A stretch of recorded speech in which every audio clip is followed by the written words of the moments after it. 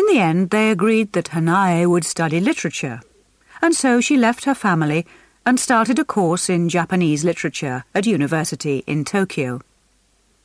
But before she could finish her studies, the Second World War started.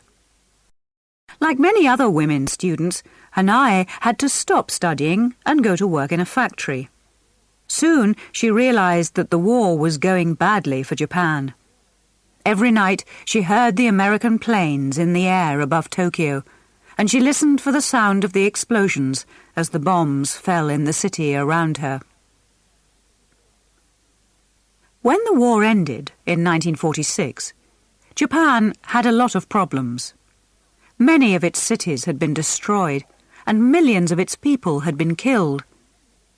But Hanae wanted to return to normal as quickly as possible. So she went back to university and finished her studies in 1947. At that time, there seemed little chance that she would go into business. The year before, Hanae had fallen in love with a rich young man called Ken Mori, whose family owned a factory that made cloth. They were soon married, and it seemed that Hanae would become a housewife. Until the end of the Second World War, Japan had been a very traditional society, and a woman was simply expected to be a good wife and a wise mother. At first, Hanae was ready to accept this situation.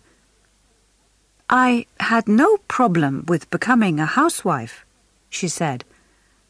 But it was soon clear that a life at home, looking after her husband and her family, was not for her. After just a few months, Hanae was bored. She started looking around for something to keep her busy. In the late 1940s, Japanese society was slowly changing. In 1946, Japanese women had been allowed to vote for the first time, and a few women had become politicians in Japan's parliament. There were still very few Japanese businesswomen, but if women could become politicians, why couldn't they also become successful in other areas? Hanae decided to try business.